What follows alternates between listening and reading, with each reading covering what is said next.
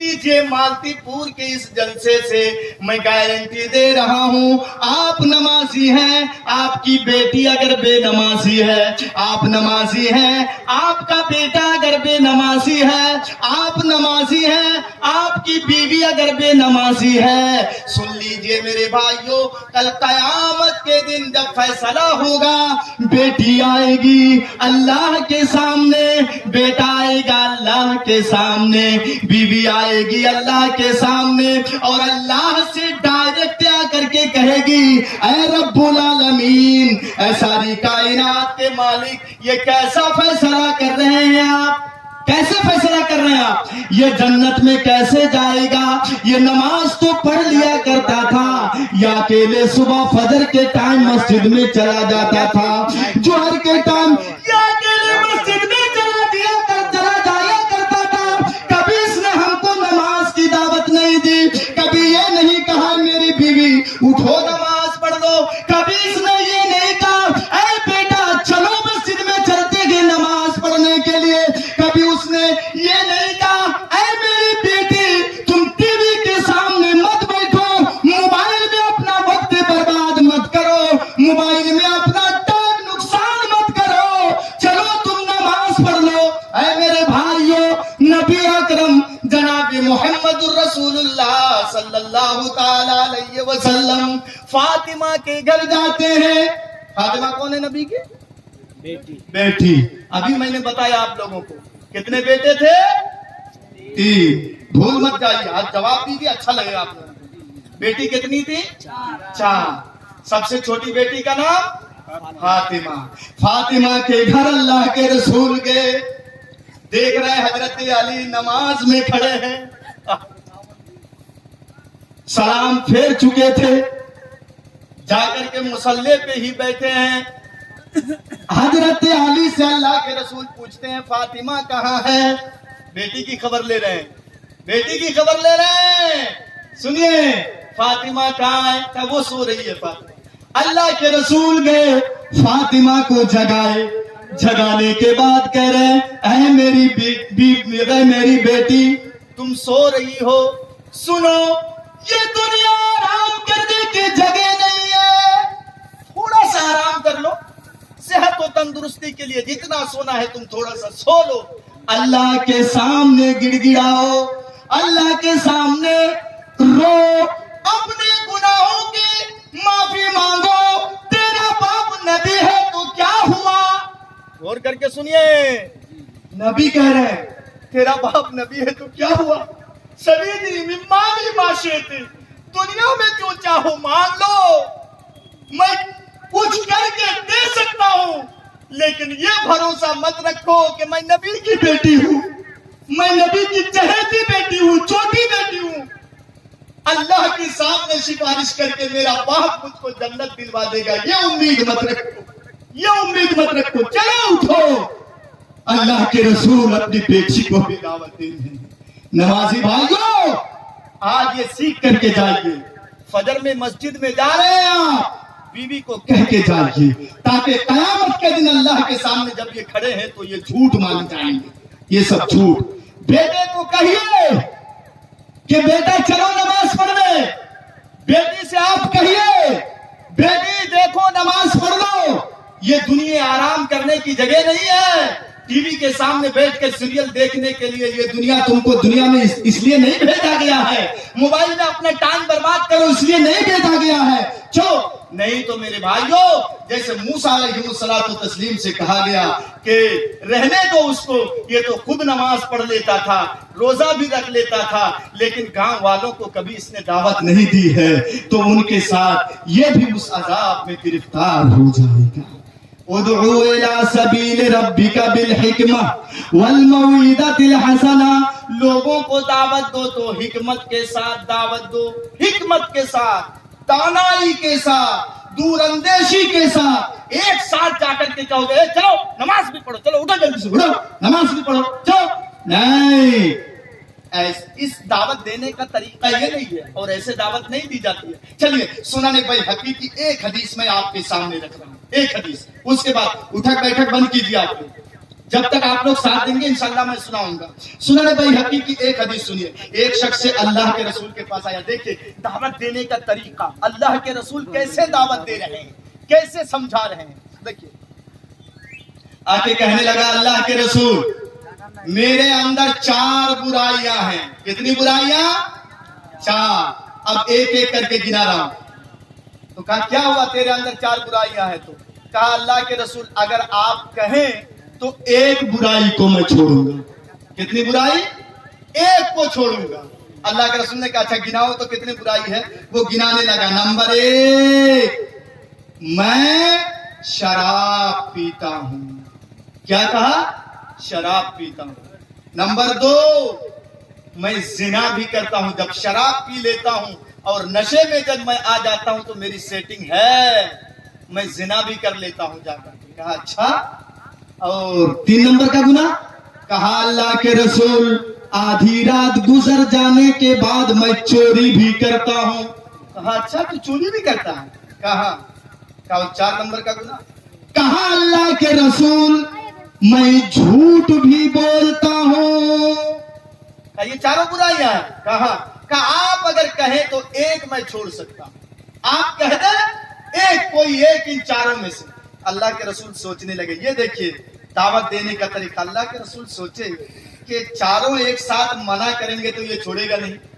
شراب جس کو لت لگ جائے وہ چھوڑتا ہے جلدی؟ نہیں. سماج بیٹھ کے کارروائی کرتی ہے لیکن وہ چھوڑتا ہی نہیں ہے.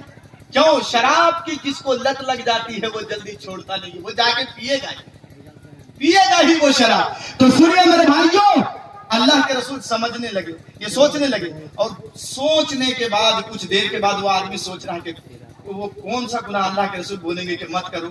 کیا کہتے ہیں کہ شراب اگر بول دیں تو میرے اوپر یہ بھاری پڑ جائے گا. اچھا دیکھیں کون منع کر, کون سا یہ منع کر رہا ہے اللہ کے رسول. اللہ کے رسول نے کہا ٹھیک ہے ایک چھوڑ دوں. کہا کیا؟ تو اللہ کے رسول نے کہا تم جھوٹ بولنا چھوڑ دو. سنن بیہقی کی روایت ہے. اللہ کے رسول نے کیا کہا؟ جھوٹ بولنا چھوڑ دو. وہ ہنسنے لگا, ہاں ہاں ہاں کر کے ہنسنے لگا. کہا اللہ کے رسول بڑا عقل مند میں سمجھتا تھا آپ کو, بڑا عقل مند میں آپ کو سمجھتا تھا. ارے میں تو سوچتا تھا کہ آپ شراب منع کریں گے, اور آپ شراب منع کریں گے تو میرے اوپر یہ بھاری پڑے گا کیونکہ شراب تو میں جلدی چھوڑ نہیں پاؤں گا. اور میں یہ سوچتا تھا کہ آپ اگر زنا منع کریں گے تو دیکھا جائے گا کہ کیسے میں چھوڑوں گا نہیں چھوڑوں گا. مجھ کو تکلیف ہوتی, چھوڑ نہیں پاتا جلدی, لیکن اب جھوٹ بول رہے. چلو وہ ہنس کر کے جانے لگا, ہنستے ہنستے کے. اللہ کے رسول بڑا عقل مند میں سمجھتا تھا آپ کو, لیکن تو آپ بیوقوف نکلے. وہ اس انداز میں کہہ کے جانے لگا. میرے بھائیوں رات میں اس کی عادت تھی شراب پینے کی. مالتی پور والوں کتنے دور اندیشے سے اللہ کے رسول نے اس کو سمجھایا. اب دیکھیے میرے جیسے اگر مولوی ہوتا تو اس کو ڈانٹ کر کے کہتا ارے پکڑو چل ہٹ چھوڑو, سب حرام ہے, شراب بھی حرام ہے, زنا بھی حرام ہے, چوری بھی حرام ہے, جھوٹ بولنا بھی کبیرہ گناہوں میں سے ہے, چل چھوڑ سب حرام ہے. مجھ جیسے اگر مولوی ہوتا تو یہی جواب ہے. ہاں لیکن اللہ کے رسول کتنے ہوشیاری سے, اسی لیے قرآن کے اندر کہا گیا ہے ادعو الی سبیل ربک بالحکمت. ارے حکمت سے کام لو, حکمت سے. رات میں گیا وہ شراب کی بوتل کو اپنے ہاتھ پہ لیا ہے. اب شراب پینے جائے گا. مالتی پور والوں غور سے سنو, اتنے میں اس کو یہ خیال آ گیا, دماغ میں یہ بات آ گئی, کیا صبح کو جب نبی سے ملاقات ہوگی, نبی پوچھیں گے ہنستے ہنستے, اگر نبی پوچھ دیے کہ تم نے آج کون سا گناہ کیا ہے, جھوٹ بولنا تم نے چھوڑا ہے کہ نہیں, تو میں کیا کہوں گا؟ اگر میں سچ کہہ دوں کہ ہاں میں نے شراب پیا ہے تو شراب پینے کی جو سزا ہے اسلام میں کوڑوں کی, وہ سزا مجھ کو دی جائے گی. نہیں شراب نہیں پیوں گا. جھوٹ تو بول نہیں پاؤں گا اس لیے کہ میں نے نبی سے وعدہ کر کے آیا ہے اور نبی نے جھوٹ بولنے کے لیے منع کیا ہے، تو میں جھوٹ نہیں بولوں گا، نہیں میں جھوٹ نہیں بولوں گا۔ چلا آیا وہ، شراب چھوڑ دیا، کہا چلو زنا کر لیتا ہوں، اس کی تو پرمیشن ملی ہے۔ زنا کے لیے جب گیا، آن وقت میں جب وہ اس لیڈیز کے ساتھ اب قریب میں جائے گا، اتنے میں پھر اس کے دماغ میں یہ بات آ گئی کہ ارے صبح کو اللہ کے رسول ہنستے ہنستے اگر پوچھ لیے کہ تم نے زنا کیا ہے، کیا جواب دوں گا؟ جھوٹ تو بول نہیں پاؤں گا۔ اگر میں سچ کہہ دوں کہ میں نے زنا کیا ہے تو زنا کی سزا اسلام میں رجم ہے۔ رجم سمجھتے ہیں نا؟ زمین میں گاڑ کے، شادی شدہ اگر ہے تو زمین میں گاڑ کے اس کو پتھروں سے مارو، اور اتنا مارو کہ جب تک اس کی جان نہ چلی جائے اس کو چھوڑنا نہیں۔ زنا جیسا کام ہے نا گناہ کا، سزا بھی ویسے ہی متعین کیا ہے اللہ کے رسول نے، اور قرآن میں بھی کہا گیا ہے۔ میرے بھائیوں سنیے، تو میں تو رجم کی سزا دی جائے گی ہم کو، نہیں لوگ مجھ کو تو جان سے مار ڈالیں گے، نہیں میں زنا نہیں کروں گا، جھوٹ بھی نہیں بول پاؤں گا اللہ کے رسول کے سامنے، وہ بھی چھوڑ دوں۔ اب گیا چوری کرنے گیا ہے، چوری بڑی تگڑی چوری کیا تھا اس دن، چوری کر کے سامان بھی نکال لیا ہے، اب لے جائے گا۔ اب اس کو پھر دماغ میں یہ بات آ رہی ہے کہ ابھی اللہ کے رسول کہیں یہ پوچھ لیے کہ تم نے گزشتہ رات کو چوری کی تھی، اگر میں سچ بتا دوں کہ ہاں میں نے چوری کیا تھا تو ہاتھ کاٹا جائے گا۔ تو اسلام میں ہاتھ کاٹ دینے کی سزا ہے، اگر میرے ہاتھ کاٹ دیا جائے تو میں کماؤں گا کیسے؟ میرے بیوی بال بچے کھائیں گے کیا؟ نہیں میں چوری بھی نہیں کروں گا۔ گھر میں جا کے بڑی تکلیف ہوئی اس دن اس کو۔ جو آدمی روزانہ شراب پیتا ہو، اچانک ایک دن وہ شراب چھوڑ دے تو اس کو کتنی تکلیف ہوگی۔ جو معمول کے مطابق روزانہ شراب پینے کے بعد زنا بھی کرتا ہو، اس آدمی سے پوچھو کہ کیسا لگتا ہے۔ رات بڑی تکلیف سے اس نے گزاری، اور رات گزر جانے کے بعد صبح جب نبی سے ملاقات ہوئی اور نبی نے جب پوچھا، کیا پوچھیں گے نبی؟ پہلے ہی جا کے سائلنڈر ہو جاتا ہے اور کہتا ہے اے اللہ کے رسول، واقعی مان گیا کہ آپ عقل مند ہیں، واقعی مان گیا میں کہ آپ بہت بڑے عقل مند ہیں۔ کیا ہوا؟ کہا اللہ کے رسول میں تو یہاں سے ہنستے ہنستے گیا تھا اور میں سوچ رہا تھا کہ نہیں جھوٹ تو چھوڑ دوں گا لیکن تینوں گناہ کا کام کروں گا۔ اللہ کے رسول آپ نے ایک چیز سے نہیں، چاروں چیزوں سے ہم کو منع کیا۔ آپ نے کہا میں نے تم کو چاروں چیزوں سے منع کیا۔ کہا اللہ کے رسول ایک ایسی چیز کو آپ نے، ایک ایسے گناہ کے کام کو آپ نے کرنے کے لیے منع کر دیا کہ جب میں ایک نمبر کے گناہ کو، شراب جو میں پیتا تھا، جب میں پینے کے لیے قریب گیا تو بات یہ میرے دماغ میں آ گئی کہ اللہ کے رسول پوچھیں گے تو میں جھوٹ تو نہیں بولوں گا، اگر سچ بتا دوں تو کوڑے کی سزا دی جائے گی۔ زنا کرنے کے لیے جب میں آمادہ ہوا اور زنا کرنے ہی والا تھا کہ جب میرے دماغ میں یہ بات آئی کہ اللہ کے رسول جب پوچھیں گے اور میں سچ بتا دوں گا تو رجم کی سزا میرے اوپر عائد کی جائے گی، اور اگر میں چوری کرنے کے بعد آپ کو بتا دیتا کہ میں نے گزشتہ رات کو چوری کیا ہے تو ہاتھ کاٹنے کی سزا دی جاتی۔ اللہ کے رسول آپ نے ایک منع کیا، آپ کے ایک منع کرنے کے خاطر تینوں گناہ میں نے چھوڑ دیا ہے۔ ادعو الی سبیل ربک بالحکمہ، اسی لیے اللہ نے قرآن کے اندر کہا ہے کہ تم حکمت کے ساتھ لوگوں کو دعوت دو۔ چلیے اور ایک حدیث سنا دیتا ہوں، اور ایک حدیث سنیں۔ حضرت معاذ ابن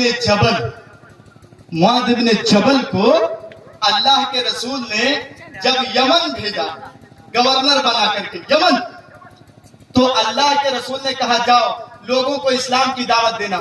جب مکے میں اسلام کی دعوت پھیل گئی، مدینے میں اسلام کی دعوت پھیل گئی، تو اب ضروری یہ ضروری پیش آ گیا کہ نہیں باہر کے کنٹری میں بھی باہر میں بھی اسلام کی دعوت ہو. اللہ کے رسول یہ بادشاہوں کو پہنچ نہیں پائے. نبی کے زمانے میں ٹرینیں نہیں تھی, نبی کے زمانے میں یہ ہوائی جہاز نہیں چلتی تھی, نبی کے زمانے میں بسیں نہیں چلتی تھی. زیادہ سے زیادہ لوگ اونٹ اور گھوڑے پر سفر کر کے جاتے تھے. تو اللہ کے رسول دوسرے ملکوں کے بادشاہوں کو خط کے ذریعے سے, چٹھی کے ذریعے سے اللہ کے رسول اسلام کی دعوت دی. دیکھ رہے ہیں طریقہ, دیکھیے میرے بھائیو, طریقہ چٹھی کے ذریعے سے. تو یمن جب بھیج رہے ہیں اللہ کے رسول معاذ ابن جبل کو, تو اللہ کے رسول پوچھ رہے ہیں کہ ادھر سنو, کیا کیسے دعوت دو گے وہاں؟ یہ دیکھیں کیسے دعوت دیں گے.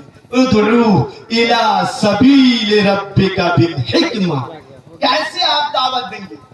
تو اس نے کہا کہ اللہ کے رسول میں دعوت دوں گا, سب سے پہلے جا کر یہ کہوں گا کہ بنی الاسلام علی خمس, شہادت ان لا الہ الا اللہ وان محمد رسول اللہ واقام الصلاۃ وایتاء الزکات. پوری حدیث کہ سب سے پہلے میں ان کو توحید کی دعوت دوں گا, اس کے بعد کہوں گا کہ تمہارے اوپر دن و رات میں 5 ٹائم کی نماز ہے, روزے تمہارے اوپر فرض ہیں رمضان کے, یہ سے میں دعوت دوں گا ان لوگوں کو. اللہ کے رسول نے کہا خاموش ہو جاؤ, نہیں یہ طریقہ نہیں ہے, تم جیسے کہہ رہے ہو نہیں مانیں گے, وہ نہیں مانیں گے.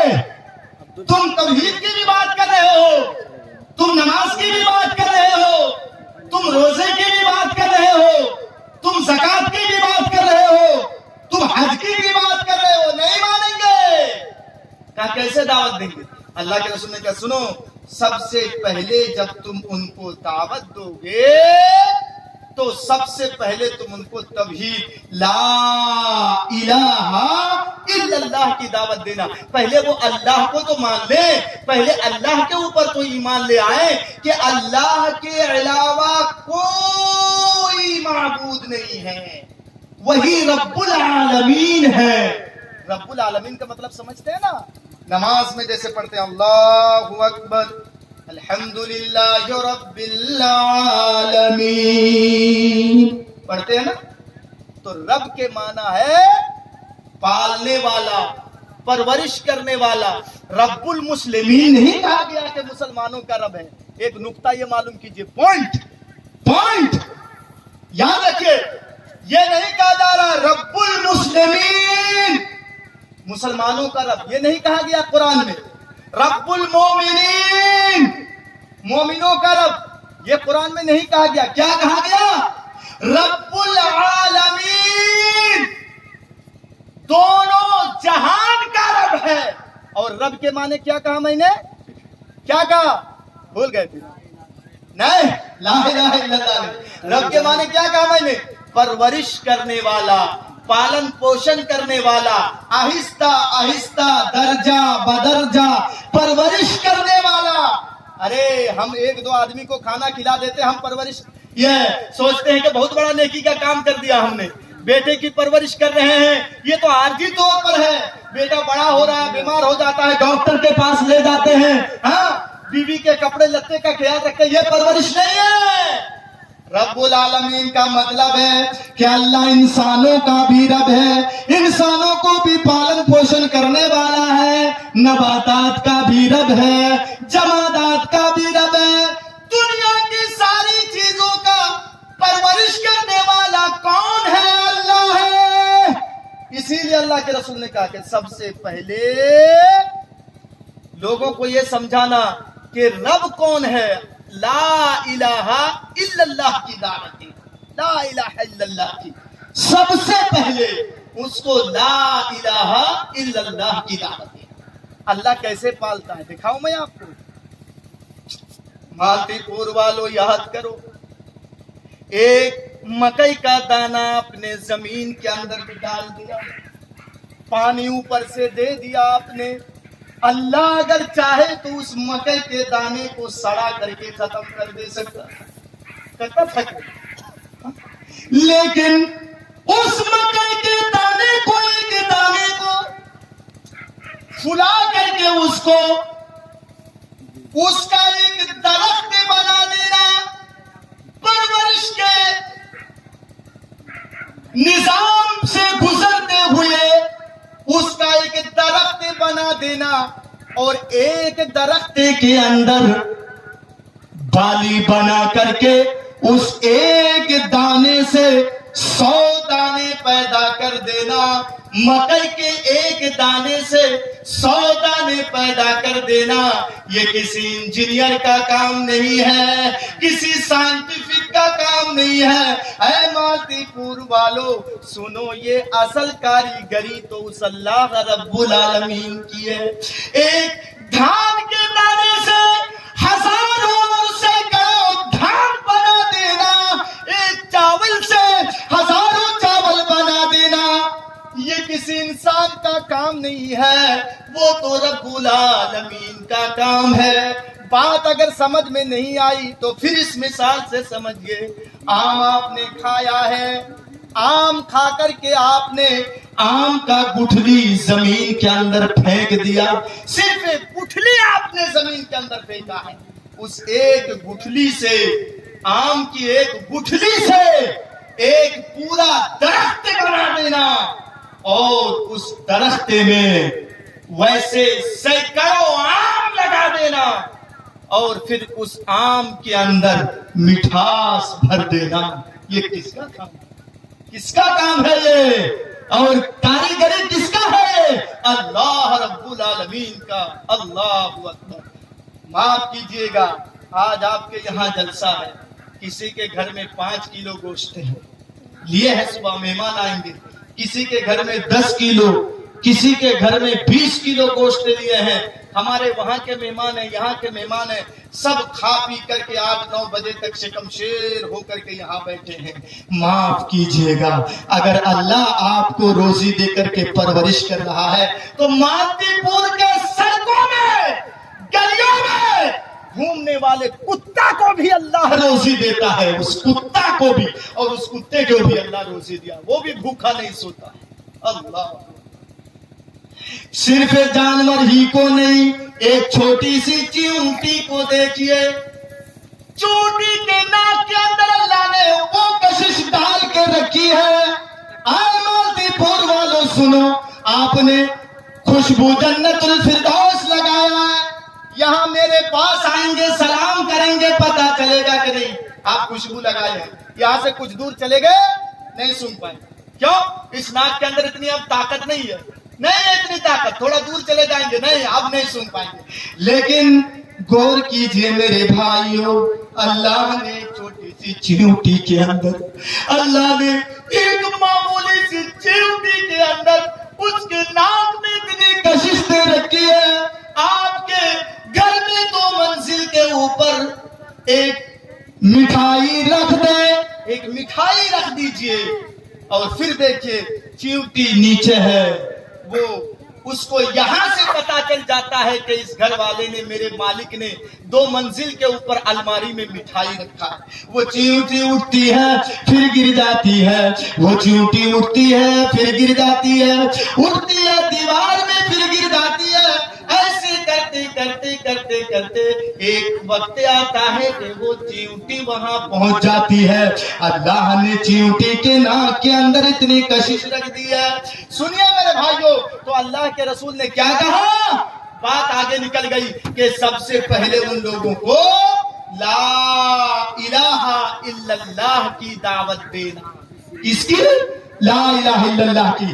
जब वो मान जाए, ला इलाहा इल्लल्लाह का इकरार कर ले, अल्लाह के ऊपर ईमान ले आए, जब वो मान जाए तो अब 2 नंबर में उनको कहना कि तुम्हारे ऊपर दिनों रात में 5 टाइम की नमाज है, वो भी मान जाए। उसके बाद तुम कहना कि रमजान का महीना आए तो पूरे महीने में तुमको रोजे रखना है। इस तरीके से 1 2 3 4 करते करते करते एक चीज मान जाए तो दूसरी चीज उनके सामने पेश करना, दूसरी चीज मान जाए तो तीसरी चीज उनके सामने पेश करना। ये तरीका अल्लाह के रसूल ने सिखाया कि इस तरीके से तुम उनको दावत देना। और दूसरा टुकड़ा मेरे भाइयों, आप लोग उठक बैठक लगा दिए हैं, रात का 1 बजे से ऊपर का टाइम है। अब मैं अपनी बात को भी खत्म करूंगा, सुन लीजिए। उदरू इला सबील सबील रब्बिका बिल हिकमति वल मौइज़तिल हसना, और अच्छे उस्लूब के साथ लोगों को बुलाइए, अच्छे उस्लूब के साथ लोगों को दावत दीजिए। मेरे भाइयों, आज ये 1 घंटे की तकरीर का मेरा ये खुलासा, आप लोग उठक बैठक लगा दिए हैं। वो माहौल यहाँ नहीं है कि मैं 1.5 घंटा 2 घंटे तक बोलूं, लेकिन आखिर में मेरे भाइयों, मेरी आप लोगों से एक निवेदन है कि दावत और तबलीग के काम के साथ साथ मुझे मालूम है सबसे पहले कौन भोजपुरी चंदा किए हैं, उसके बाद मालूम है कि आप लोगों ने नूर मोहम्मद को भी कुछ दिया है। आज आप लोगों से मेरी ये निवेदन है, गुजारिश है मेरे भाइयों, कि आपके जेब में